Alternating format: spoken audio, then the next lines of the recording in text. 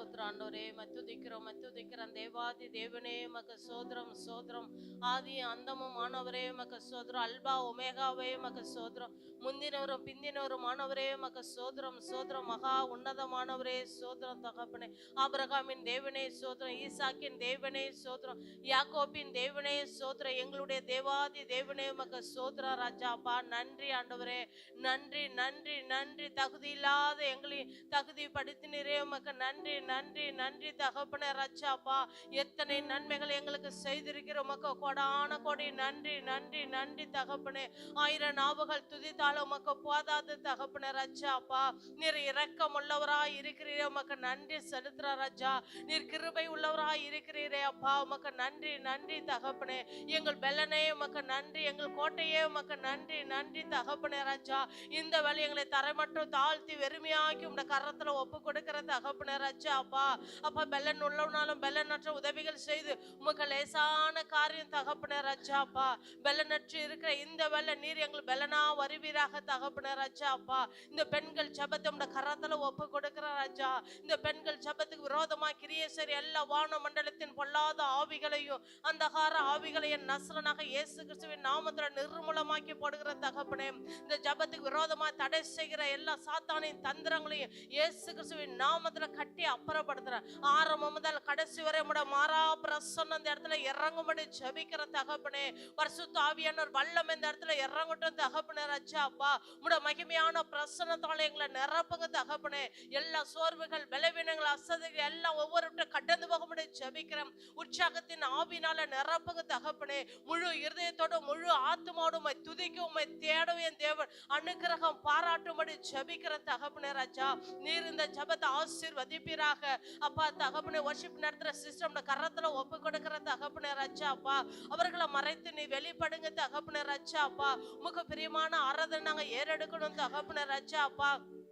தகப்பனே ஆவியானவரே நீர் அப்பா தகப்பனே உம்முடைய அபிஷேகத்தினால ஒவ்வொருவரும் இடைபடும்படி ஜெபிக்கிற தகப்பனே ராஜா அப்பா. பெரிய காரியங்கள் செய்யுங்க தகப்பனே. வார்த்தை பகுதி உம்முடைய கரத்துல ஒப்பு கொடுக்கிற தகப்பனே ராஜா அப்பா. வார்த்தை கொடுக்கிற சிஸ்டம் மறைத்து ஆவியானவரை வெளிப்படுங்க தேவ. வார்த்தை இந்த நாள் எங்களோடு என்ன பேச விரும்புகிற அந்த வார்த்தை எங்கள் மத்தியில பேசுவீராக தகப்பனே ராஜா அப்பா. ஆவியானவரே தகப்பனே ராஜா உம்முடைய வல்லமுள்ள வார்த்தை உம்முடைய ஜீவனுள்ள வார்த்தை எங்கள் மத்தியில கடந்து வரும்படி ஜெபிக்கிறேன். காதேஸ் வனாந்தரத்தை அதர பண்ண வார்த்தை பெண்மனை ஈனும்படி செய்த வல்லமுள்ள வார்த்தை ஒவ்வொருவரையும் தகப்பனை தொடும்படி ஜெபிக்கிறேன். ஒவ்வொரு உள்ளத்துல நீ கிரியை செய்யும்படி ஜெபிக்கிறேன் தகப்பனே ராஜா. உலர்ந்து போய் இருக்கிற எலும்புகளை எல்லாம் உயிரடைய செய்யற வல்லமுள்ள வார்த்தை ஒவ்வொருடையும் அப்பா கடந்து வரட்டும் தகப்பனே ராஜா அப்பா. ஒவ்வொருடையும் உயிர்ப்பிக்கிற வார்த்தை வரட்டும் தகப்பனே ராஜா அப்பா. நீர் இந்த வார்த்தையினால ஒவ்வொருடையும் ஆசீர்வதித்து வழி நடத்தும்படி ஜெபிக்கிற தகப்பனே ராஜா.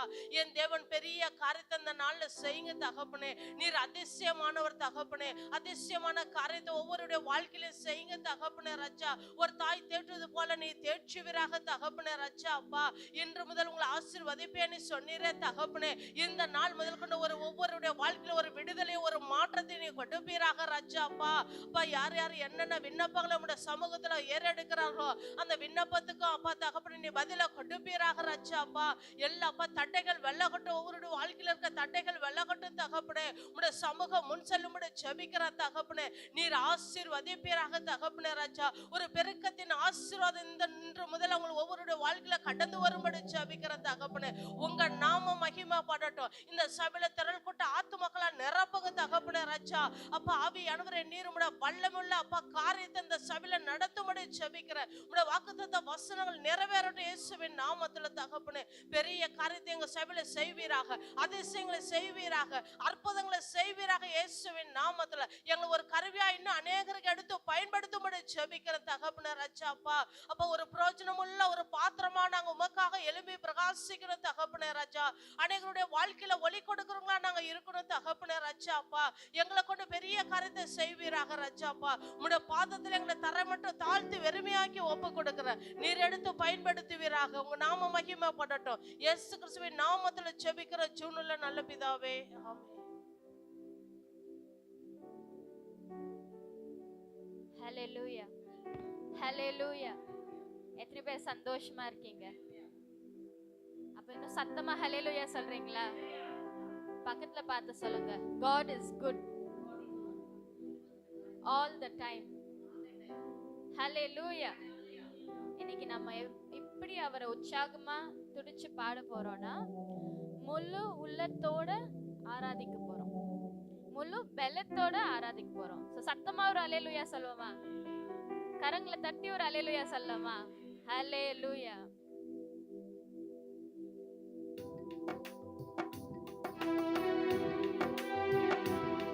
கரங்களை தட்டலாமா?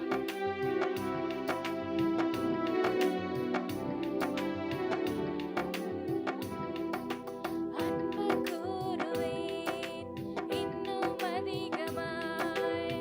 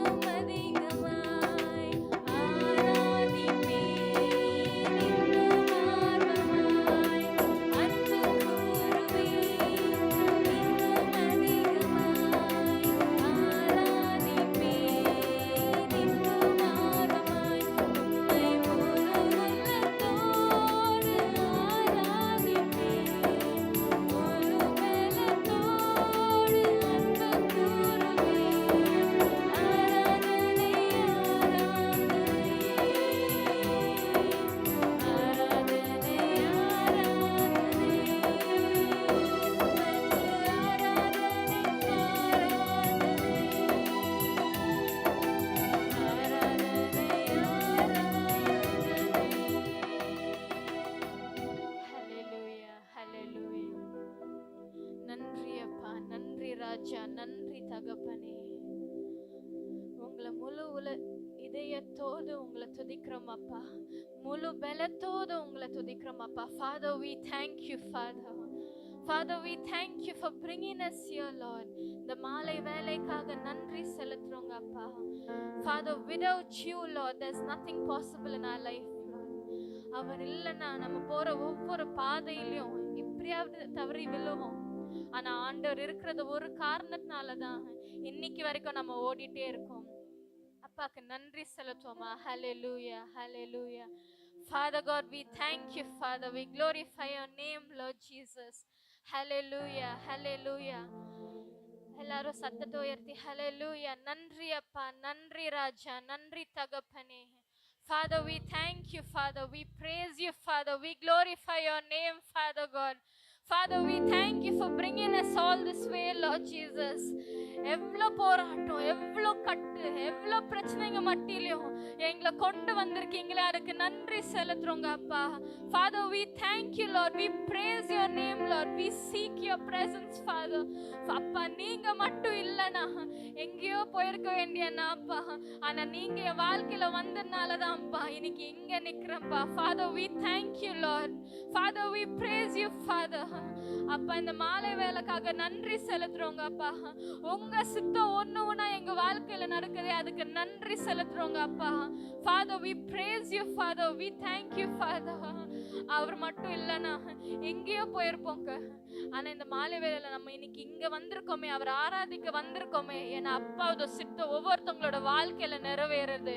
அது நீங்க கண் கூட பாக்குறதுனாலதான் அவரோட plans it's bigger than your plans. அவர் உங்களுக்கு வச்ச ஒவ்வொரு திட்டமும் பெருசுங்க.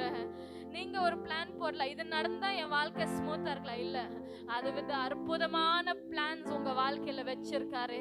அவர் உங்களுக்கு வச்ச திட்டம் கண்டிப்பா உங்க வாழ்க்கையில நிறைவேறும். அதை நீங்க பாப்பீங்க. நீங்க உயிர் உள்ள சாட்சியா நிப்பீங்க. எல்லாரும் இருக்கிற இடத்துல ஏஞ்சி நிப்போமா?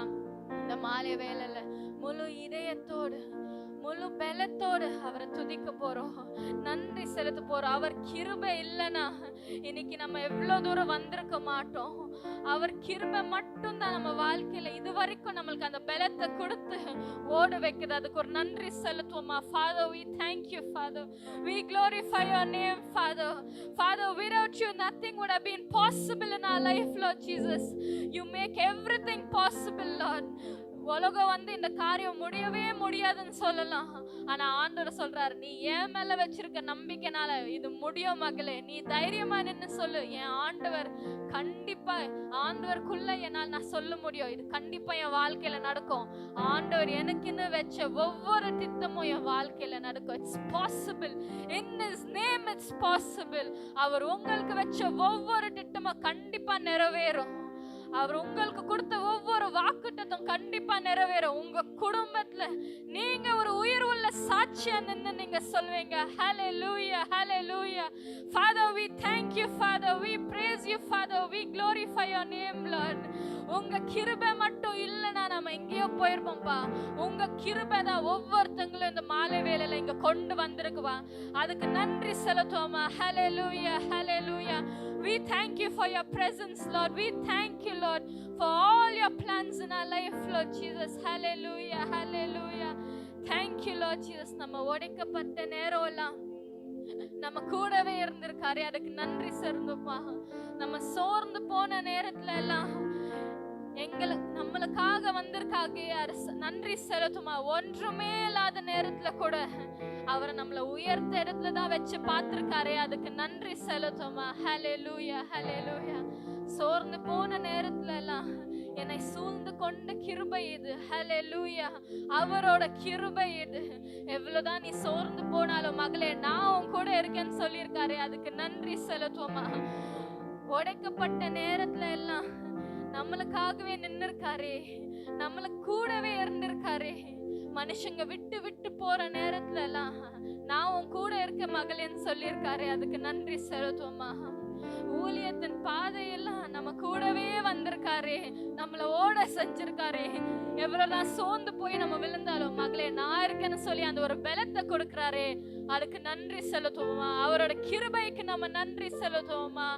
Hallelujah, hallelujah, hallelujah. Thank you, Father. Thank you, Holy Spirit, Lord. We thank you, God. நன்றி அப்பா, நன்றி ராஜா, நன்றி தகப்பனே. சோர்ந்து போன நேரத்திலெல்லாம் என்னை சூழ்ந்து கொண்ட கிருபை இது. உணர்ந்து சொல்வோமா? சோர்ந்து போன நேரத்திலெல்லாம் என்னை சூழ்ந்து கொண்ட கிருபை இது.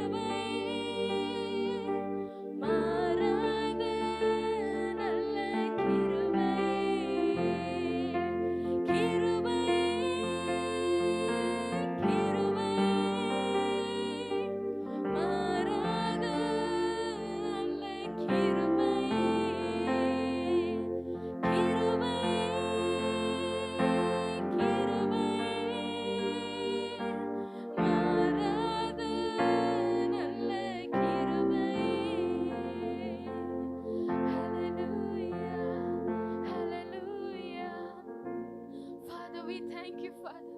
நன்றி அப்பா, நன்றி ராஜா, நன்றி தகப்பனே. நான் உடைக்கப்பட்ட நேரத்துல எல்லாம் என்ன உருவாக்கின கிருபை அப்பா, அதுக்கு நன்றி செலுத்துறேங்க அப்பா. நான் சோர்ந்து போன நேரத்துல எல்லாம் என்னை சூழ்ந்து கொண்ட கிருபை, அதுக்காக நன்றி செலுத்துறேங்க அப்பா. நான் ஒன்றுமே இல்லாத நேரத்துல கூட எனக்காக உதவி செஞ்சீங்களே, அதுக்கு நன்றி செலுத்துங்க அப்பா. என்னோட ஊழியத்தின் பாதையெல்லாம் ஒவ்வொரு அடியா என்னை கொண்டு உயர்த்தி வைக்கிறீங்களே, அதுக்காக நன்றி செலுத்துங்க அப்பா. உங்க கிருபை போதும் அப்பா, உங்க கிருபை போதும் அப்பா. Father, we thank you for your presence, Lord. We thank you for your mercy, Lord. We thank you for your grace, Lord. Father, let your will be done in each and everyone's life, Lord. அப்பா, எங்களை ஒவ்வொரு நாளும் உங்களோட கிருபை கொடுத்ததுக்காக நன்றி செலுத்துறோங்க அப்பா. Father, we thank you, Lord. We glorify your name, Lord. We thank you, Lord. May your will be done in each and everyone's life, Lord. உங்களோட சித்தம் ஒவ்வொருத்தவங்களோட வாழ்க்கையில் நிறைவேறட்டும் அப்பா. உங்களோட சித்தப்படி எங்க வாழ்க்கையை நாங்க மாற்றணும் அப்பா.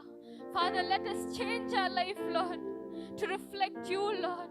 நம்மளை பார்க்கும் போதெல்லாம் எல்லாரும் ஆண்டவர் உன் வாழ்க்கையில கிரிய செய்யறாருமா, உங்க மூலியமா மத்தவங்களோட வாழ்க்கை மாறுதுன்னு ஒரு சாட்சியா தான் மத்தவங்களோட வாழ்க்கையில நம்ம இருக்கணும். அந்த கிருபை ஆண்டவர் கொடுத்திருக்காரு, அதுக்காக நன்றி செலுத்துவோமா. Hallelujah. Father, we thank you, Lord. Father, we thank you for this evening, Lord. We thank you for bringing us here this evening, Lord Jesus. Father, we pray and we thank you, Lord. We seek your presence and your glory, Father. Father, as we continue this evening, Lord, you speak to us through your message, Lord Jesus, and let your words work in our life, Lord. We ask all this in Jesus' precious name. Amen. Amen. உட்காருவோம்.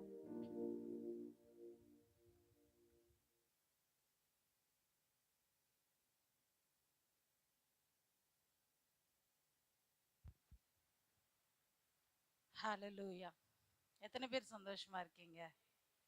கர்த்தர் நம்மோடு கூட இருக்கிறார்.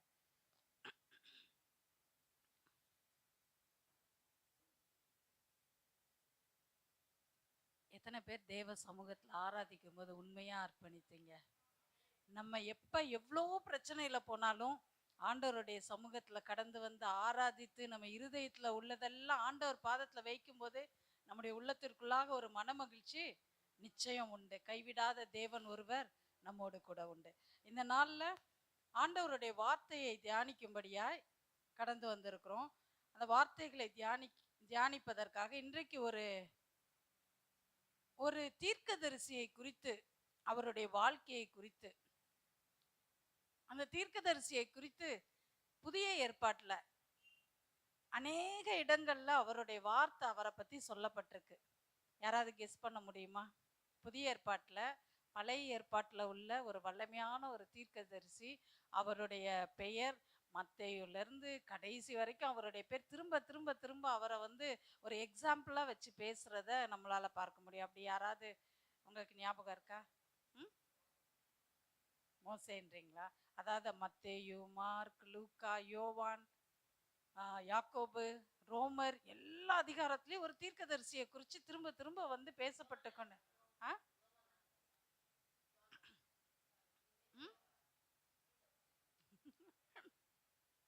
சரி, உங்களை ரொம்ப சிந்திக்க வைக்கல. எலியான்ற ஒரு மனுஷனை பத்தி நிறைய தீர்க்கதரிசிகளை பத்தி பேசப்பட்டிருக்கு. ஆனா ஓரிரு இடங்கள்ல மாத்திரம்தான் பேசப்பட்டிருக்கு. ஆனா இந்த எலியா தீர்க்கதரிசியோடைய எக்ஸாம்பிளா வச்சு புதிய ஏற்பாட்டுல பாத்தீங்கன்னா மத்தேயுல இருந்து பின்னாடி உள்ள எல்லா அதிகாரங்கள்லையும் வாசிச்சிங்கன்னா இந்த எலியான்ற வார்த்தை அடிக்கடி வருகிறத நம்ம பார்க்கிறோம். பாருங்க, லூக்கா 1:17 வாசிப்போம். லூக்கா 1:17 அந்த இதுல போட்டா நல்லா இருக்கும். ஏன்னா இதுல வேக வேகமா எடுக்க முடிய மாட்டேங்குது. பிள்ளைகளிடத்திற்கும் கீழ்ப்படியாதவர்களை லூக்கா 1:17 தானே? பிதாக்களுடைய இருதயங்களை பிள்ளைகளிடத்திற்கும் கீழ்ப்படியாதவர்களை நீதிமான்களுடைய ஞானத்திற்கும் திருப்பி உத்தமமான ஜனத்தை கர்த்தருக்கு ஆயத்தப்படுத்தும்படியாக அவன் எலியாவின் ஆவியும் பலமும் உடையவனாய் அவருக்கு முன்னே நடப்பான் என்றான். அங்க யோவானை குறித்து எலியாவின் ஆவியை உடையவனாய் அவன் முன்பாக நடப்பான்னு சொல்லி ஒரு எக்ஸாம்பிள் எலியாவை வைத்து சொல்லப்படுகிறத நம்ம பார்க்கிறோம். அடுத்து லூக்கா 4ஆம் அதிகாரம் 24 27 வாசிப்போம். ஆனாலும் தீர்க்கதரிசி ஒருவனும் தன் ஊரிலே அங்கீகரிக்கப்பட மாட்டான் என்று மெய்யாகவே உங்களுக்கு சொல்லுகிறேன். அன்றியும் எலியாவின் நாட்களிலே 3 வருஷமும் 6 மாதமும் வானம் அடைபட்டு தேசமெங்கும் மிகுந்த பஞ்சம் உண்டாயிருந்த போது இஸ்ரவேலருக்குள் அநேகம் விதவைகள் இருந்தார்கள். ஆயினும் எலியா சீதோன் நாட்டிலுள்ள சரப்தே ஊரிலிருந்த ஒரு விதவையின் இடத்திற்கு அனுப்பப்பட்டானே அல்லாமல் மற்றொருவனிடத்திற்கும் அனுப்பப்படவில்லை. அல்லாமலும் எலிசா தீர்க்கதரிசியின் காலத்திலே இஸ்ரவேலருக்குள்ளே அநேகம் குஷ்டரோகிகள் இருந்தார்கள். போதும் பாருங்க, இந்த இடத்துல லூக்கா எழுதின சுவிசேஷத்துல இயேசு கிறிஸ்து எலியாவை கோட் பண்றத பார்க்கிறோம். என்னன்னா எலியா வந்து வந்த நாட்கள்ல அவர் நிறைய பேர் இருந்தாங்க, நிறைய விதவைகள் இருந்தாங்க. ஆனாலும் ஒரு குறிப்பிட்ட ஒருத்தருடைய வீட்டிற்கு, விதவையின் வீட்டிற்கு அவர் அனுப்பப்பட்டார் அப்படின்ற ஒரு காரியத்தை எலியாவை வைத்து அங்க கோட் பண்ணுகிறத பார்க்கிறோம். அடுத்து பார்ப்போம். யாக்கோபு 5:16-18. யாக்கோபு 5:16.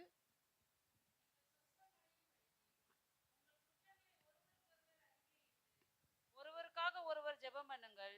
நீதிமான் செய்யும் ஊக்கமான வேண்டுதல் மிகவும் பலனுள்ளதாய் இருக்கிறது. எலியா என்பவன் நம்மை போல பாடுள்ள மனுஷனாய் இருந்தும் மழை பெய்யாதபடிக்கு கருத்தாய் ஜெபம் பண்ணினான். அப்பொழுது 3 வருஷமும் 6 மாதமும் பூமியின் மேல் மழை பெய்யவில்லை. மறுபடியும் ஜெபம் பண்ணினான்.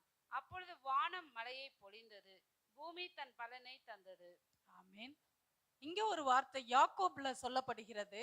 எலியா நம்மை போல ஒரு பாடுள்ள ஒரு மனுஷன். அவன் கருத்தாய் ஜெபம் பண்ணின போது கர்த்தர் அந்த ஜெபத்திற்கு பதில் கொடுத்தார் என்பதை இந்த இடத்துல சொல்லப்படுகிறத நம்ம பார்க்கிறோம். அடுத்து பாருங்க, ரோமர் 11:1-6. இப்படி இருக்க தேவன் தம்முடைய ஜனங்களை தள்ளிவிட்டாரோ என்று கேட்கிறேன். தள்ளிவிடவில்லையே. நானும் ஆபிரகாமின் சந்நிதியிலும் பென்யமீன் கோத்திரத்திலும் பிறந்த இஸ்ரவேலன். தேவன் தாம் முன்னறிந்து கொண்ட தம்முடைய ஜனங்களை தள்ளிவிடவில்லை. எலியாவை குறித்து சொல்லிய இடத்தில் வேதம் சொல்லுகிறதை அறியீர்களா? அவன் தேவனை நோக்கி, கர்த்தாவே, உம்முடைய தீர்க்கதரிசிகளை அவர்கள் கொலை செய்து உம்முடைய பலிபீடங்களை இடித்து போட்டார்கள். நான் ஒருவன் மாத்திரம் மீதியாய் இருக்கிறேன். என் பிராணனையும் வாங்க தேடுகிறார்களே என்று இஸ்ரவேலுக்கு விரோதமாய் விண்ணப்பம் பண்ணின போது அவனுக்கு உண்டான தேவ உத்தரவு என்ன? பாகாலுக்கு முன்பாக முழங்கால் படியிடாத 7000 பேரை எனக்காக மீதியாக வைத்தேன் என்பதே. அப்படி போல இக்காலத்திலேயும் கிருபையினாலே உண்டாகும் தெரிந்து கொள்ளுதலின்படி ஒரு பங்கு மீதியாயிருக்கிறது. அது கிருபையினாலே உண்டாயிருந்தால் கிரியைகளினாலே உண்டாயிராது. அப்படி அல்லவென்றால் கிருபையானது கிருபை அல்லவே. போதும் பாருங்க, இந்த ரோமர் எழுதின நிருபத்துல நம்ம பார்க்கும்போது இதுல ஒரு காரியம் வந்து சொல்லப்பட்டு இருக்கிறது. என்னன்னா, அந்த 1 ராஜாக்கள்ல எலியா மூலமாய் நடத்தப்பட்ட ஒரு அற்புதமான காரியங்கள், அவர் விண்ணப்பித்த விண்ணப்பங்கள் எல்லாம் சொல்லி இருக்கு. இதுல பாத்தீங்கன்னா, இந்த எல்லா காரியங்களையும் வாசிக்கும் போது ஒவ்வொரு விதமான சூழ்நிலைக்கு, ஒவ்வொரு விதமான காரியங்களுக்கு எக்ஸாம்பிளா எலியாவை எடுத்து வைக்கிறத நம்ம பார்க்கிறோம். ஃபர்ஸ்ட் பார்த்த காரியத்துல யோவானுடைய ஊழியம் எப்படிப்பட்டதா ஒரு எக்ஸாம்பிளா வந்து வச்சாங்க.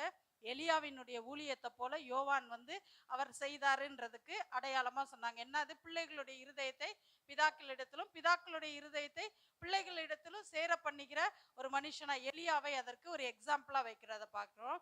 லூக்கா 4:24 என்ன பார்த்தோம்னா, ஒரு தீர்க்கதரிசி உதாசீனப்படுத்தப்படுகிற ஒரு இடத்தில் இருக்கிற ஒரு வேதனைக்குரிய ஒரு காரியத்தை இந்த லூக்கால நம்ம பார்க்கிறோம். எப்படி வந்து எத்தனையோ தீர்க்கதரிசி ஒரு இடத்துல இருக்கிறாருன்னு இருந்தாலும் அதுக்கு ஒரு அங்கீகாரம் இல்லாதது போல, அங்கீகாரம் இல்லை, அதை ஏற்றுக்கொள்ளுகிற மனப்பான்மை இல்லை.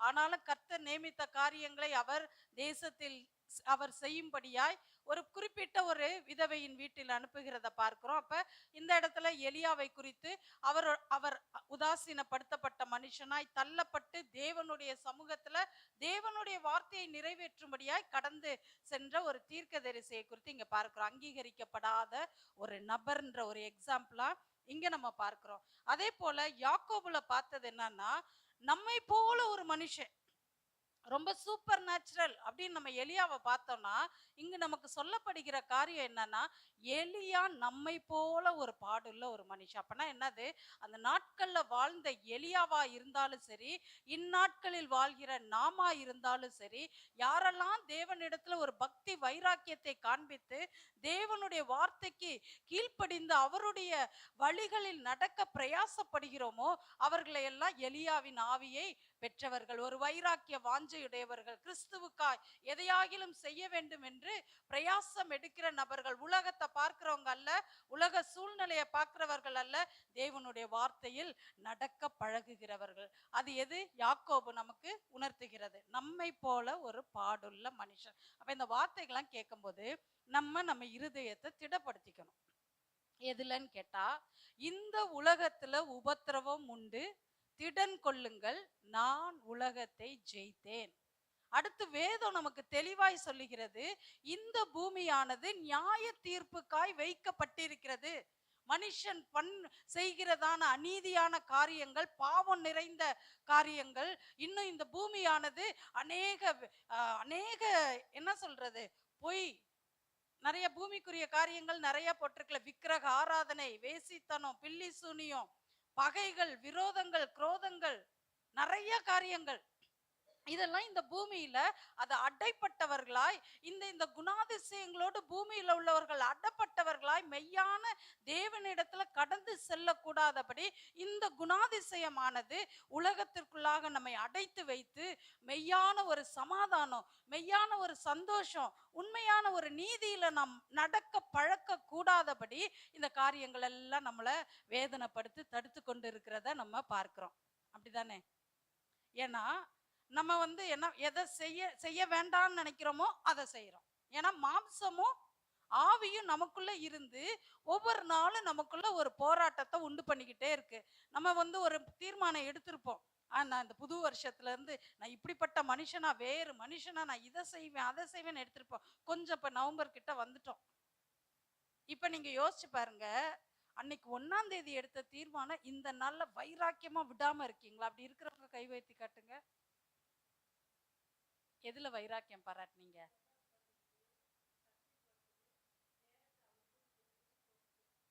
ஒப்பு கொடுத்தீங்க. ஒரு தீர்மானம் எடுத்தத மாறவே இல்லை. சில நேரங்கள்ல நம்ம தீர்மானங்களை எடுப்போம், சூழ்நிலைகளின் நிமித்தம் மாறிடுவோம். தினந்தோறும் நான் தேவ சமூகத்துல வேதத்தை வாசிப்பேன், ஆண்டவரே உங்க சமூகத்துல நான் 1 மணி நேரமாவது செலவிடுவேன், இல்லாட்டி 1/2 மணி நேரமாவது செலவிடுவேன், என்னுடைய வாழ்க்கையை உங்க கரத்துல அர்ப்பணிக்கிறேன்னு சில தீர்மானங்களை எடுப்போம். ஆனா காலங்கள் மாதங்கள் கடக்க கடக்க கடக்க நம்ம பிரச்சனைகளும் போராட்டங்களும் மேலோங்கி நிக்க நம்ம எடுத்த உறுதிமொழி, நம்ம வைத்த விண்ணப்பத்துல நடக்கிறோமா? யோசிச்சு பாருங்க. அதுக்குள்ள அநேக மாற்றங்கள் வந்திருக்கும், அநேக தடுமாற்றங்கள் வந்திருக்கும். அப்படிப்பட்டதான ஒரு உலகத்துலதான் நம்ம என்ன பண்றோம், வாழ்கிறோம். இந்த உலகத்துல, இப்படிப்பட்ட உலகத்தில் வாழ்கிற நம்முடைய வாழ்க்கையில சரியாய் பரிசுத்த ஆவியானவருடைய சத்தத்திற்கு செவிசாய்த்து நடக்க பழகினவர்கள் ஒரு நாளும் இடற மாட்டாங்க. இப்ப ரோமர்ல வாசிச்சோம்ல, என்னன்னா அவர் எலியா ஒரு விண்ணப்பத்தை வைக்கிறத பார்க்கிறோம். இதை நம்ம 1 ராஜாக்கள் 19ஆம் அதிகாரம் நம்ம எல்லாருக்கும் தெரிந்த வார்த்தை. இப்ப நான் எல்லாருக்கும் எக்ஸாம்பிளா சொன்னேன்ல, எலியாவை குறித்து இயேசு கிறிஸ்து சொன்ன காரியம், நிறைய பேர் எல்லா பின்னாட்கள்ல உள்ள தீர்க்கதரிசிகள், பரிசுத்தவான்கள் எல்லாரும், அப்போஸ்தலர்கள் எல்லாரும் என்னது, எலியாவை ஒரு எக்ஸாம்பிளா சொல்லுகிறத பார்க்கிறோம். அப்படி என்ன இந்த எலியாக்குள்ள விசேஷம்? இந்த எலியாவுடைய வாழ்க்கை எப்படிப்பட்டதா இருந்தது? இந்த எலியா தேவனுடைய சத்தத்திற்கு கீழ்ப்படிந்து எப்படி நடந்தார்? எப்படி இந்த ஒரு தீர்க்கதரிசியாய், தேவ மனுஷனாய், ஒரு தீர்க்கதரிசியாய் அங்கீகரிக்கப்பட்ட ஒரு மனுஷனுடைய வாழ்க்கையில எப்படி உதாசீனம் வந்தது? இது ஒரு கேள்வி இல்ல? ஒரு தேவ மனுஷன், தீர்க்கதரிசி, கர்த்தரால் அபிஷேகம் பண்ணப்பட்டவங்கன்னா ஒரு அங்கீகாரம் தான் கிடைக்கும். அப்படிதானே? ஒரு அங்கீகாரம் கிடைக்கும். அவங்க சொல்லுகிற வார்த்தைக்கு மதிப்பு உண்டு. அவங்க சொல்லுகிற காரியங்களுக்கு ஜனங்கள் கீழ்ப்படிந்து நடப்பாங்க. அது தேவனால் அபிஷேகம் பண்ணப்பட்டு தேவனுடைய ஆவியை பெற்றுக்கொண்ட எல்லா மனுஷனுடைய வாழ்க்கையிலும் அது நடந்தே தீரும். இங்க ஒரு பாடம் நமக்கு கற்றுக் கொடுக்கப்படுகிறது. என்ன பாடம்னா, இங்க எலியாவினுடைய வாழ்க்கையில சம்பவித்தது என்ன? 1 ராஜாக்கள் 19ஆம் அதிகாரம் நமக்கு எல்லாம் தெரியும். இந்த அதிகாரம் முழுவதும் எலியா கடந்து சென்ற ஒரு வனாந்திர பிரயாணம், ஒரு சூறை செடியின் அனுபவத்தை பற்றி இந்த அதிகாரம் முழுவதும் எழுதப்பட்டிருக்கிறது நம்ம எல்லாருக்கும் தெரியும். அதுக்கு முன்னாடி தான் நம்ம பார்க்கிறோம், ஒரு தனி மனுஷனாய் நின்று ஏசபேலுடைய தீர்க்கதரிசிகள் 400 பேர் நின்று ஒரு தேவ மனுஷனுக்கு, இது சொல்லணும்னா எலியாவை பத்தி நிறைய சொல்லலாம். ஒரு தனிப்பட்ட மனுஷன் ஒரு தேசம் ராஜ்யத்தை ஆளுகிற ராஜாவுக்கு முன்பாகவும் தேசத்து ஜனங்களுக்கு முன்பாகவும் கர்த்தருடைய வார்த்தையை எடுத்து தைரியமாய் பிரசித்தப்படுத்தி, எதிர்ப்புகள் எவ்வளவு வந்தாலும் அங்கீகாரம் கிடைக்காட்டினாலும் தனக்கு ஒரு முன்னுரிமை கொடுக்கப்படாவிட்டாலும் அவர் கர்த்தருடைய வார்த்தைக்கு மாத்திர செவிசாய்த்து தன்னுடைய ஓட்டத்தை ஓடினதை நம்ம இந்த இடத்துல பார்க்கிறோம். ஒரே மனுஷன் நின்று என்ன பண்றாரு? 2 இடத்துல ஒரு கேள்வி வருது, பாகால் தெய்வமா கர்த்தர் தெய்வமானு. ஒரு மனுஷன் நின்று எவ்வளோ ஒரு ஃபெய்த் இருந்திருக்கும் அவருக்குள்ள. எலியா அப்பதான் நம்ம யோசிக்கணும், எலியா எவ்வளோ ஃபெய்த் உள்ள மனுஷன் அப்படின்னு நம்ம இருதயம் சிந்திக்கும் போது இன்னொரு காரியத்தையும் நம்ம சிந்திக்கணும். எலியா நம்மை போல ஒரு பாடுள்ள ஒரு மனுஷன். அநேக பிரச்சனையில அவரும் போயிருக்காரு, அநேக பாடுகள் அவரும் போயிருக்கிறாரு. அவருடைய வாழ்க்கையில அநேக காரியங்கள், அது நீங்க வாசிச்சீங்கன்னா தெரியும். ஒண்ணா சொன்ன மெசேஜ் முடிஞ்சு போயிடும். எலியா நம்மை போல ஒரு பாடுள்ள ஒரு மனுஷன், ஆனா கர்த்தருடைய வார்த்தையை சுமந்து நின்ற ஒரு தீர்க்கதரிசி, ஆனா ஜனங்களால் அங்கீகாரம் பெறாத ஒரு தீர்க்கதரிசி. பாருங்க, தனி மனுஷனாய் நின்றாலும் கர்த்தருடைய வார்த்தைக்கு செவி சாய்த்தவராய் சவால் விட்டு நின்னுட்டாரு. கர்த்தர் தெய்வம்னா கர்த்தரை சேவிங்க, பாகால் தெய்வம்னா பாகால சேவிங்க. எந்த மட்டும் நீங்க 2 நினைவுகள்ல குந்தி குந்தி நடப்பீங்க. இன்றைக்கு கடைசி நாட்கள், இன்னைக்கு நம்ம போற நாட்கள்லாம் எப்படி தெரியுமா? ஒருவரும் கிரியை செய்யக்கூடாத ஒரு ராக்காலத்துக்குள்ள கடந்து போயிட்டு இருக்கோம். இன்னைக்கு சபை எப்படி தெரியுமா இருக்கணும்? உற்சாகமா ஓடி அழிவுல போகிற ஜனங்களை விடுவித்து மீட்டு சபை ஜெபிக்கிற சபையாய், சபையில் எல்லாவற்றிலும் தேவனுக்காய் வைராக்கியம் பாராட்டுகிற ஜனங்கள் இந்த கடைசி நாட்கள்ல எதிர்பார்க்கப்படுகிறது. ஆனா நாமோ எப்படி இருக்கிறோம்? எப்படி இருக்கிறோம்? யோசிச்சு பாருங்க. எலியா கிரியை செய்தது போல கிரியை செய்யறோமா? ஜனம் அங்கீகரிச்சாலும் அங்கீகரிக்காட்டினாலும் நான் ஆண்டவருடைய வார்த்தைக்கு செவிசாய்த்து நடப்பேன்ற அந்த இருதயம் நமக்கு இருக்கா? நம்ம சில நேரம் என்ன பண்ணிடுறோம் தெரியுமா? ஜனங்களுடைய சத்தத்திற்கு செவிசாய்த்து ஜனங்களை ப்ளீஸ் பண்ணணும்னு சில நேரம் விழுந்து போயிடுறோம். இங்க எலிசா, எனக்கு ஒரு காரியம் ஒரு கேள்வியா எழும்புச்சு. அந்த கேள்வி எழும்பி நான் தேடின ஒரு தேடலுக்கு தான் இன்றைக்கு எனக்கு கிடைத்த ஒரு பதில். என்ன தெரியுமா கேள்வி? இவ்வளோ வைராக்கியமாய் நின்ன ஒரு மனுஷன் ஒரு ஏசபேலுடைய ஒரு வார்த்தையினால சோர்ந்து போய் ஒரு சூறை செடியின் அனுபவம் தேவையா? தேவையா? இது நமக்கு என்ன எக்ஸாம்பிள காட்டுது? நானும் ஒரு சூறை செடியின் அனுபவத்துல இருக்கிறேன், நானும் இந்த பாதையில போறேன். எலியா அவரே அவ்வளவு பெரிய பிரச்சனையில போனார், நான் ஏமாத்திரம் அப்படியெல்லாம் போயிட்டு சில நேரம் சின்ன சின்ன பிரச்சனைகளுக்கு சோர்ந்து போய் நம்ம என்ன பண்ணிடுறோம்? படுத்துடுறோம். எழும்பி ஓடாம அமைதியா உட்கார்ந்துடுறோம். ஆனா இங்க நம்ம வாசிக்கும் போது ஒரு காரியம் நன்றாய் புரிகிறது. இவருக்கு வந்த சோர்வு அந்த ஏசபேலுடைய வார்த்தையினால வரல. ஏசபேல் சொன்ன ஒரு வார்த்தையினால சோர்வு வரல. இவருக்கு வந்த சோர்வு எது தெரியுமா? தம்முடைய தேவனை, இஸ்ரவேல் ஜனங்கள் கர்த்தரால் மீட்டு கொள்ளப்பட்ட ஜனம், கர்த்தரால் வழிநடத்தப்பட்ட ஜனம், கர்த்தருக்கென்று வேறு பிரிக்கப்பட்ட ஜனம், கர்த்தருக்காகவே ஆராதனைக்கென்று அழைக்கப்பட்ட ஜனம். அந்த ஜனங்கள் எலியாவை ஏற்றுக்கொள்ளல. ஏன்னா ராஜா ஆராதிச்ச ஆராதனை பாகால் வழிபாடு. கூட இருந்த ஜனங்களும் ராஜாவினுடைய சத்தத்துக்கு செவிசாய்த்து இஸ்ரவேல் ஜனங்களும் ராஜாவுக்கு பின்பாக போனதை நாம் பார்க்கிறோம். இன்றைக்கு எலியா ஒரு தீர்க்கதரிசி என்பதை அறிஞ்சிருந்து ஆகாப் ராஜாவை பார்த்தீங்கன்னா, அவரு கர்த்தரால வர வைக்கப்பட்டு ராஜ்யபாரம் கொடுக்கப்பட்டு எல்லா காரியத்திலும் நிக்கிறவரு யாருக்கு சத்தத்துக்கு செவிசாய்த்திருக்கணும்? ஆண்டவருடைய சத்தத்துக்குள்ள செவி சாய்த்திருக்கணும். அவரால் ஏன் செவி சாய்க்க முடியல? அவர் திருமணம் பண்ண இடம் எது? ஏசபேல், பாகாலை வழிபடுகிற ஒரு இடம். அதனாலதான் அவிசுவாசிகள் விசுவாசிகள் அந்நிய நுகத்துல பிணைக்கப்படாது இருப்பீர்களாகன்னு சொல்லப்பட்டிருக்கு. ஒரு மனைவி நிமித்தம் ஒரு ராஜாவுடைய வாழ்க்கையே போனதை பார்க்கிறோம். தேவனுடைய ஒரு திட்டத்திற்கு விரோதமாய் நிற்கிற ஒரு ராஜாவை பார்க்கிறோம். இன்றைக்கு தேவ ஜனங்கள் எப்படிப்பட்டவர்களா இருக்கிறாங்க? பாகாலுடைய சத்தத்திற்கு செவிசாய்க்கிறவங்களா இருக்கிறாங்களா? ஏன்னா அங்க பார்க்கும்போது நல்ல செல்வ செழிப்பு, ஆசீர்வாதம், பொருள், பொண்ணு, அதுலயே தான் எல்லாம் ராஜ்யபாரம் கட்டப்பட்டதை நம்ம பார்க்கிறோம். ஏசபேலுடைய குணாதிசயத்தை பார்க்கும்போது வீடு, நிலம், சொத்து, பணம், ராஜ்யபாரத்துல வெறும் இதுக்காகவே ஓடுனதை நம்மளால பார்க்க முடியுது. ஏன்னா நமக்கு பின்னாடி உள்ள காரியங்கள் அது நமக்கு உணர்த்துகிறது. நாபாலுடைய திராட்சை தோட்டத்துக்காக ஆசைப்பட்டு அந்த ஒரு நீதிமான கொன்னது யாரு? ஏசபேல். ஆகாப் கூட கொல்லல, ஒரு துக்கமுகமா இருந்துட்டார். அந்த திராட்சை தோட்டம் எனக்கு கிடைக்கலையே, ஆனா கொன்னது யாரு? ஏசபேல். இன்றைக்கு இந்த வார்த்தை கேட்கிற யாரா இருந்தாலும், கர்த்தருடைய சமூகத்தில் இணைக்கப்பட்ட கணவன் மனைவியா இருந்தால், கர்த்தரால் இணைக்கப்பட்டவர்களா இருந்தா, ஒரே மாம்சமாய் ஒரே சரீரமாய் இணைக்கப்பட்டவர்களாய் தேவனுடைய ராஜ்யத்தை கட்டுகிறவர்களாய், தேவ ராஜ்யத்தை தேசங்களில் கட்டி எழுப்புகிறவர்களா காணப்படுவாங்க. ஆனா தேவனால் தெரிந்தெடுக்கப்பட்ட ஜனங்கள் ஒரு ஏசபேலின் நிமித்தமாய் வஞ்சிக்கப்படுகிறத பார்க்கிறோம். ஜனங்கள் முழுசும் உண்மையான மெய்யான தீர்க்கதரிசியை புறக்கணிக்கிறத நம்ம பார்க்கிறோம். அப்ப பாருங்க, இந்த எலியாவுக்கு வந்த சோர்வு எது தெரியுமா? சொந்த ஜனம் ஒரு நபர் கூட கை கொடுக்கல. சொந்த ஜனம், ஒரு தீர்க்கதரிசி கூட, ஒரு ஜனம் கூட எலியா செய்கிறது கரெக்ட்னு சொல்லி கை கொடுக்கல. அவர் தனித்து விடப்பட்ட ஒரு மனுஷனாய் ஆண்டவருக்காய் பக்தி வைராக்கியம் பாராட்டி ஒரு அக்கினியை பார்க்கிறோம். அந்த இன்சிடென்ட் எல்லாருக்கும் தெரியும். பலிபீடத்துல கர்த்தருடைய சமூகத்துல இருந்து அக்கினியினால் பதில் கொடுக்கிற தெய்வமே தெய்வம் என்று சொல்லி அத்தனை 400 தீர்க்கதரிசிகள் முன்பாக சவால் விட்டு அக்கினியை வானத்திலிருந்து இறக்கினத தேசத்து ஜனங்கள் கண்டார்கள்.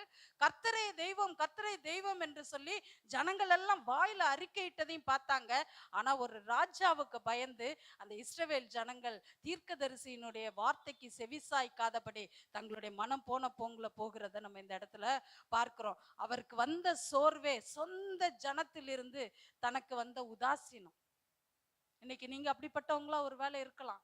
உங்க குடும்பத்துல, உங்க இனத்தார் மத்தியில, ஜனத்தார் மத்தியில கர்த்தரால் அழைக்கப்பட்டு அங்கீகரிக்கப்பட்டு கர்த்தருடைய வார்த்தையில நிலைத்திருந்து பரிசுத்த ஆவியானவரால் நடத்தப்படுகிறவர்களாய் உலகத்தின் சத்தத்திற்கு செவி கொடாமல் தேவ சத்தத்திற்கு செவிசாய்த்து லாபமான அனைத்தையும் நஷ்டமும் குப்பையுமா எண்ணி என் தேவன் அழைத்த அழைப்புக்கு அவரை நோக்கி எனக்கு வைத்த லெக்கை நோக்கி ஓடுவேன்னு எத்தனை பேர் இங்க உட்கார்ந்துருக்கீங்கன்னு தெரியல. அப்படி உட்கார்ந்து இருக்கிற உங்களுக்கு உதாசீனம் உங்க குடும்பத்தார் மத்தியில வரலாம். உங்களுக்கு அநேக நெருக்கடிகள், அநேக காரியங்கள் உங்க மனதை துக்கப்படுத்துகிற சூழ்நிலைகள்ல ஒருவேளை நீங்க கடந்து போகலாம். தனித்து விடப்பட்ட ஒரு மனுஷனாய் தனக்கு துணையாய் ஒருவரும் நிற்க கூடாதபடி ஒரு தனி பிரயாணம் போகிற ஒரு பாதை உங்களுடைய வாழ்க்கையில ஒருவேளை காணப்படலாம். இங்க நான் பாக்குற காரியம் என்ன தெரியுமா? எதனால எலியா இப்படி எல்லாத்தையும் விட்டுட்டு, ஆண்டவர் தான் இருக்காருல்ல, அவர் பாட்டுக்கு நின்ன மாதிரியே பக்தி வைராக்கியத்தை பாராட்டி அவர் பாட்டுக்கு போயிருக்கலாம். ஆண்டவர் கர்த்தர் துணை நின்று யுத்தத்தை நடப்பிச்சிருப்பாரு. இவருக்கு ஏன் இந்த சூறை செடியின் அனுபவம் அப்படின்னு யோசிக்கும் போது, ஒரு பீரியட் எந்த ஒரு மனுஷனா இருந்தாலும் ஒரு பீரியட் ஆஃப் டைம் எப்படி தெரியுமா ஆயிடும்?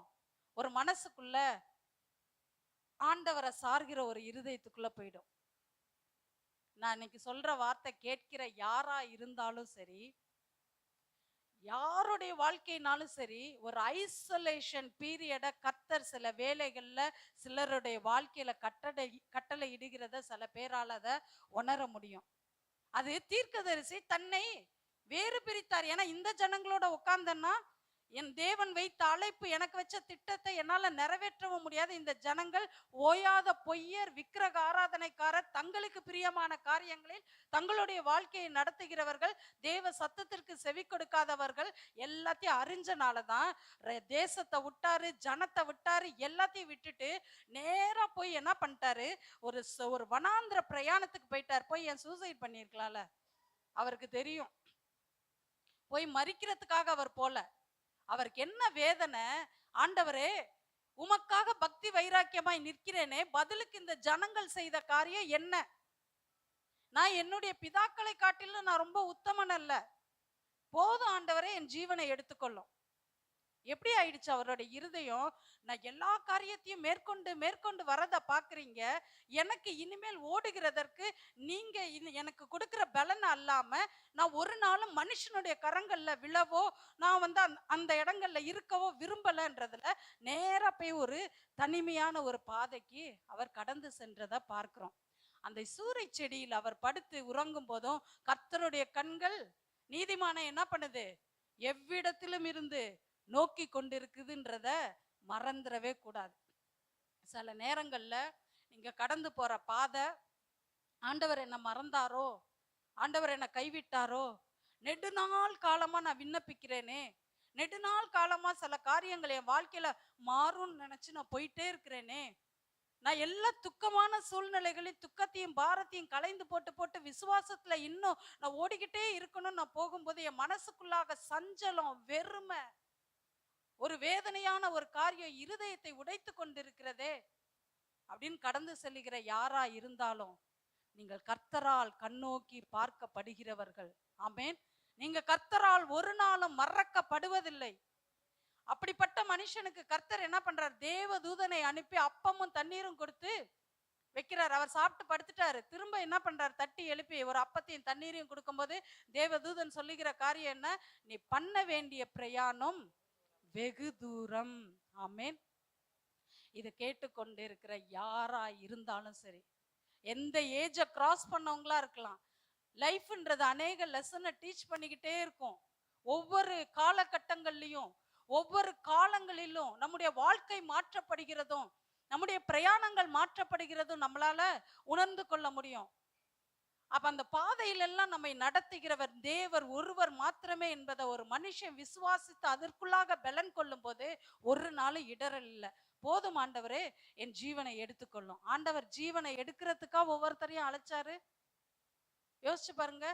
உங்க பிரயாணம் கடினமா இருந்தாலும் உங்களை பாதி வழியில நிறுத்தி விடுறதுக்கா உங்களை அழைச்சாரு? யோசிச்சு பாருங்க. இன்னைக்கு உங்க இருதயம் திடப்படட்டும் தேவ சமூகத்துல. அடுத்து இவர் போகிறார், நீ பண்ண வேண்டிய தூரம் வெகு தூரம்னு சொன்னதும் அடுத்து ஒரு வனாந்திர பிரயாணம் போறார். அங்க யாருமே கூட இல்லை.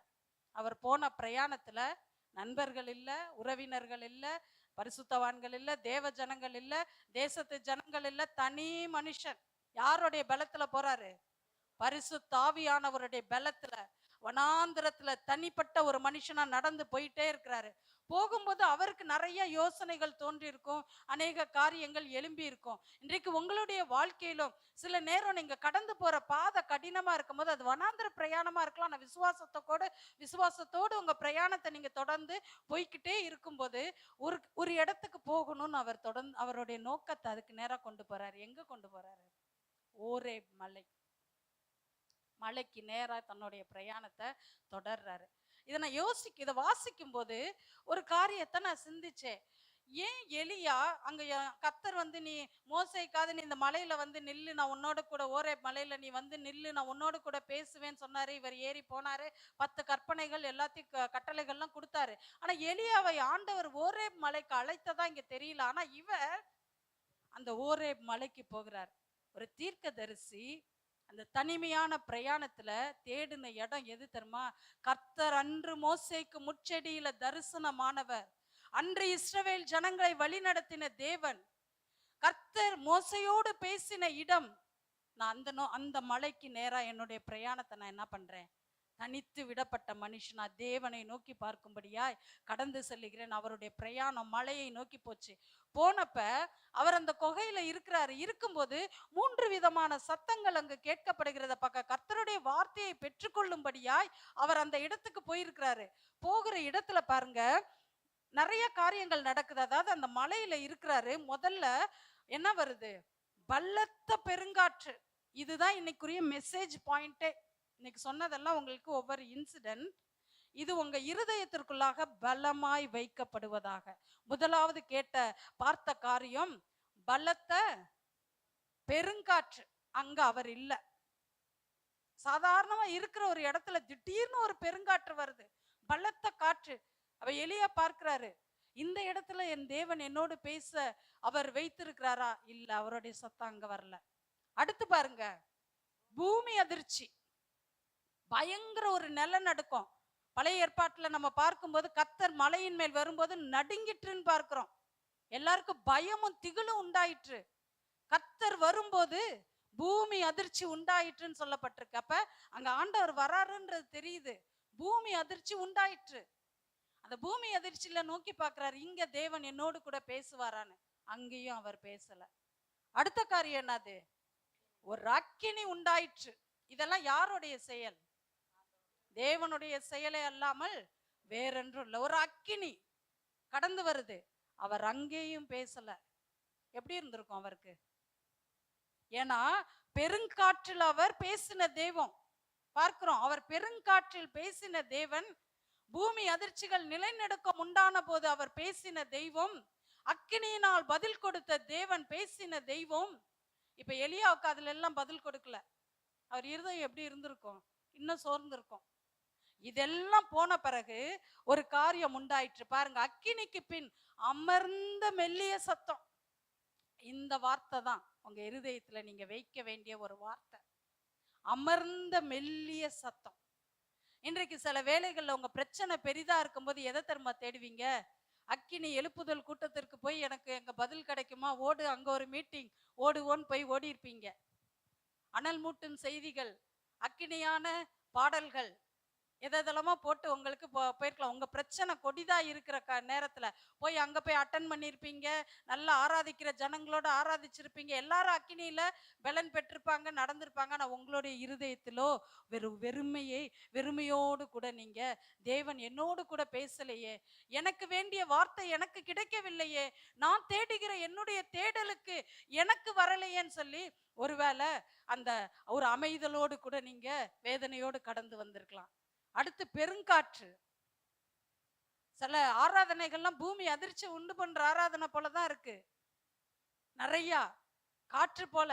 அங்கெல்லாம் உங்களுக்கு ஒரு வேளை சத்தம் இல்லாம இருந்து சோர்ந்து போன ஒரு மனுஷியாய் தேவ சமூகத்துல, ஆண்டவரே நான் போன இடம், தேடின இடம், இதுல இருந்து எனக்கு வார்த்தை வருமா, இதுல இருந்து பேசுவீங்களா, நான் போகிற யாராவது இவங்க எனக்கு சொல்லுவாங்களா, இங்க இருந்து கிடைக்குமா, தேடின ஒரு இடத்துல இருந்து எனக்கு பதில் வரல.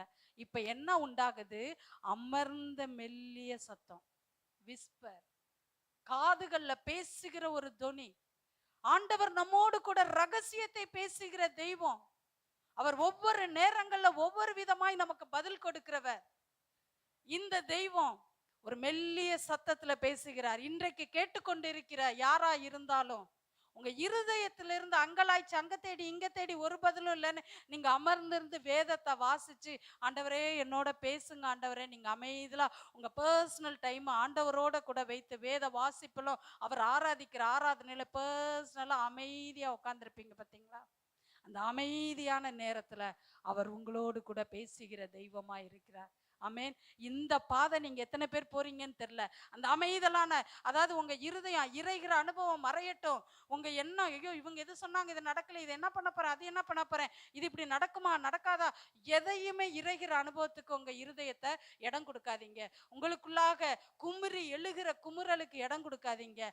அமைதலா கர்த்தருடைய பாதத்துல உட்கார்ந்து அமர்ந்துருங்க. ஒரு மெல்லிய சத்தம் உங்களோடு கூட பேசுகிறத உங்களால உணர முடியும். அந்த மெல்லிய சத்தம் கர்த்தர் உங்க வாழ்க்கையில வைத்த திட்டத்தை உங்களோடு கூட பேசுகிறவராய், உங்களை பலப்படுத்துகிறவராய், திடப்படுத்துகிறவராய் நடத்துகிறத உங்களால உணர முடியும்.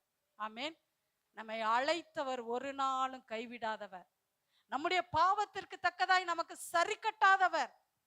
நான் பாவம் செய்தது நிமித்தம் இதை நான் அனுபவிக்கிறேன்னா கேட்காதீங்க. பாவத்தை என்றைக்கும் மன்னிச்சிட்டாரு, கடலின் ஆழத்துல போட்டுட்டாரு. போ, இனி பாவம் செய்யாத, அவ்வளவுதான். கிறிஸ்துவுக்குள்ளாக வரும்போது, கிறிஸ்து இயேசுவை விசுவாசித்து அவரை பெற்றுக்கொண்டவர்கள் கிறிஸ்துவுக்குள்ளாக புது சிருஷ்டியாய் பாவம் மன்னிக்கப்பட்டவர்களாய் அவருக்குள்ளாக வளர்ந்து பெருகுகிறோம். ஆமென். அவருடைய சத்தத்தை கேட்க பழகணும். அந்த மெல்லிய சத்தம், பரிசுத்த ஆவியானவர் உங்களோடும் என்னோடு கூட சில வேளைகள்ல மெல்லிய சத்தத்தோடு கூட பேசுகிற அந்த சத்தத்திற்கு செவிசாய்ங்க. அந்த சத்தம் உங்களை வழி நடத்தும். ஆமென். அதை சொல்லிட்டு தான் சொல்றாரு அடுத்த காரியம், நீ உன் பிரயாணம் இன்னும் முடியல, நீ என்ன பண்ணணும், சீரியால ஆசைகள் அபிஷேகம் பண்ணணும், அடுத்து எகுவை இஸ்ரவேல் மேல அபிஷேகம் பண்ணணும், உன்னுடைய ஸ்தானத்துல எலிசாவை என்ன பண்ணணும், நீயே அபிஷேகம் பண்ணணும். ஒரு பெரிய திட்டம், சாதாரண காரியம் இல்லை. சும்மா சாதாரண ஒரு மனுஷனை போய் பார்த்து நீ இவனுக்கு சுவிசேஷம் சொல்லணும், அதை நீ கொண்டு வரணும், ஒரு கூட்டத்துக்குள்ள போய், அது கிடையாது. ஒரு பெரிய ராஜ்ய பாரத்தை, ராஜாங்கத்தை ஸ்தாபிக்கும்படியாய், அபிஷேகம் பண்ணப்படும்படியாய் ராஜாக்களை ஏற்படுத்துகிற ஒரு ஊழியம். ஆமென். எலியாவுக்கு வைக்கப்பட்ட ஊழியம் ராஜாவை உருவாக்கி அபிஷேகிக்கிற ஊழியம். ஆமென். கடந்து போறாரு, போய் என்ன பண்றாரு, அதெல்லாம் நீங்க பொறுமையா வாசிங்க. ஆசகேல அபிஷேகம் பண்றாரு. அடுத்து என்ன பண்றாரு, அதுலதான் இந்த ரோமர்ல வாசிச்ச வசனம் அங்கதான் வருது. என்னன்னா, பாகாலுக்கு முழங்கால் படியிடாத ஜனங்களை நான் மீதம் வைத்திருக்கிறேன். நம்ம சில நேரத்துல கேள்வி எழும்போம், ஒரு ஜனம் கூட. இவருக்கு வந்த சோர்வு என்ன தெரியுமா, இதைதான் உங்களிடத்துல வைக்க விரும்ப. இதைதான் ரோமர்லயும் வாசிச்சோம், வாசித்து முடிக்க போகிறோம். 14வது வசனம் 19, 14. அதற்கு அவன், சேனைகளின் தேவனாகிய கர்த்தருக்காக வெகு பக்தி வைராக்கியமாயிருந்தேன். இஸ்ரவேல் புத்திரர் உமது உடன்படிக்கையை தள்ளிவிட்டார்கள். உம்முடைய பலிபீடங்களை இடித்து உம்முடைய தீர்க்கதரிசிகளை பட்டயத்தினால் கொன்று போட்டார்கள். நான் ஒருவன் மாத்திரம் மீதியாய் இருக்கிறேன், என் பிராணனையும் வாங்க தேடுகிறார்கள் என்றான். பாருங்க, எலியாவுக்கு வந்த சோர்வே இதுதான். ஏற்கனவே சொன்னேன். என்னன்னா, உம்முடைய ஜனங்கள் எல்லாம் என்ன பண்ணாங்க, எழும்பி நிக்கிறாங்க. சொந்த ஜனமே, கை கொடுக்க வேண்டிய ஜனமே கை கொடுக்காத போது அதுதான் அவருக்கு சோர்வு உண்டாயிற்று. அதுக்கப்புறம் தான் கர்த்தர் இந்த வார்த்தைகள் எல்லாம் கொடுக்குறாரு. கொடுத்துட்டு இந்த அபிஷேகம் பண்ணணும்ன்ற காரியம் எல்லாத்தையும் சொல்லும் போது, மீதியா இருக்கிற ஜனங்கள் சில பேரை வைத்திருக்கிறேன் அந்த பட்டணத்துல. பாகாலுக்கு முழங்கால் படியிடாத ஜனங்களை நான் வைத்திருக்கிறேன். இன்றைக்கு சபைக்கும் சரி, உங்களுடைய தனிப்பட்ட வாழ்க்கைக்கும் இந்த வார்த்தையானது உங்களுக்கு பலனாய் மாறட்டும். சில நேரங்கள்ல நமக்கு சோர்வு, சில நேரங்கள்ல பலவீனம் நம்மை தாக்கும் போது, கர்த்தர் நமக்கு வைத்து குறித்ததை அவர் நிறைவேற்றுகிறவர்ன்றத ஒரு நாளும் மறக்கவே வேண்டாம். பாகாலுக்கு முழங்கால் படியிடாத கர்த்தருடைய திட்டத்தை செய்கிற ஜனங்கள், கர்த்தர் வைத்திருக்கிற ஜனங்கள் கடந்து வருவாங்க. அவர்கள் அவர்கள் போஷிக்கப்படுகிறார்கள். ஒபதியா பண்ணார்ல, ராஜா யாரு, ஆகாப் ராஜா தீர்க்கதரிசிகளுக்கு விரோதமா எழும்பின போது, ஒபதியா குகையில 50 பேரை மறைச்சு வச்சு போஷித்து ஆகாரத்தை கொடுத்து வளர்த்தான்னு பாக்குறோம். இன்றைக்கு கர்த்தர் எலியாவையும் எலிசாவையும் எழுப்புகிற நாட்கள் வரும்போது, குகைகளுக்குள்ளாக மறைந்திருந்து போஷிக்கப்பட்ட நபர்கள் அவர்கள் வெளியரங்கமாய் வருவார்கள். ஆமென். எத்தனை பேர் விசுவாசிக்கிறீங்க? ஹalleluya. ஒரு நிமிஷம்.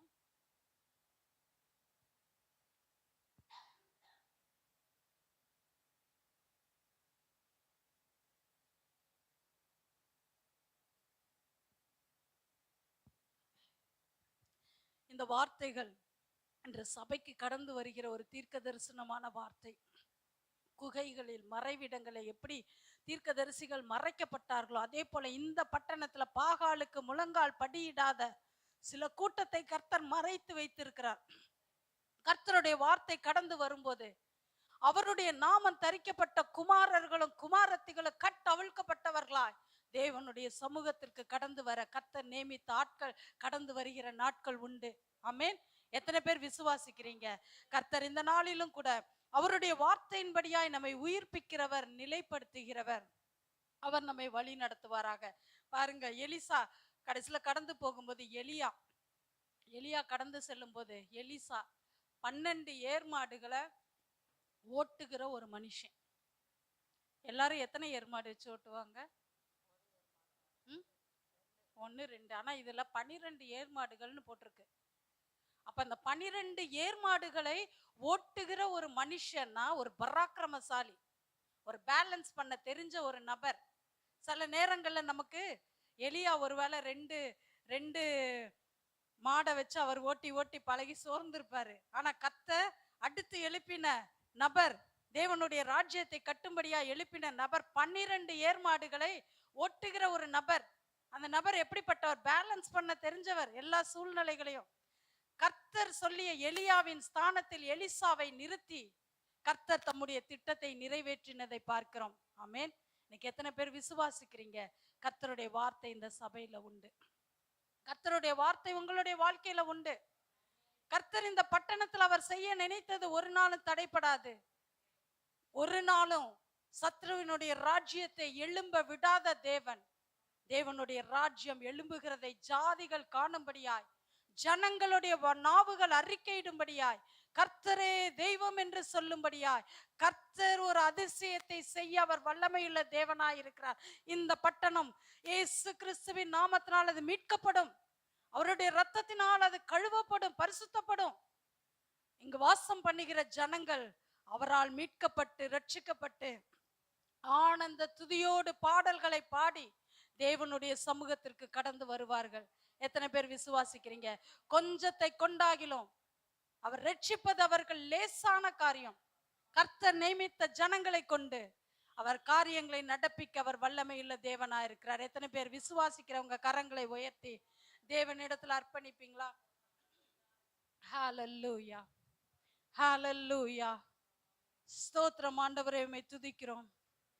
நேற்றும் இன்றும் என்றும் மாறாத தேவன், இருக்கிறவராகவே இருக்கிறவர், இதோ இருக்கிறவராகவே இருக்கிறவர், எங்கள் மத்தியில் பேசுகிற தெய்வம் நீர் கர்த்தாவே. சோர்ந்து போன உள்ளங்களுக்கு ஆறுதலையும் தேறுதலையும் கொடுக்கிறவர், தேவன் நியமித்த திட்டங்களை நிறைவேற்றுகிறவர். இந்த நாள்ல கேட்கிற ஒவ்வொருவருடைய உள்ளங்கள் திடப்படுவதாக, பலப்படுவதாக, கிறிஸ்து இயேசுவுக்குள்ளாக ஆண்டவரே அது மகிமையாய் காணப்படுவதாக உடைய கரத்தில் அர்ப்பணிக்கிறேன். கேட்ட ஒவ்வொருவரையும் ஆசீர்வதித்து உடைய மகிமையின் கரம் வழி நடத்தி உடைய வார்த்தை ஒவ்வொருவருக்குள்ளாக நிலைப்படும்படியாய் ஜெபிக்கிறேன். பெரிய காரியங்களை காண பண்ணுவீராக. இயேசுவின் மூலம் ஜெபிக்கிறேன் பிதாவே, ஆமென். என் ஆத்துமாவே கர்த்தரை ஸ்தோத்திரி, என் ஆத்துமாவே கர்த்தரை ஸ்தோத்திரி, கர்த்தர் செய்த சகல உபகாரங்களை மறவாதே. Amen, amen. Praise the Lord.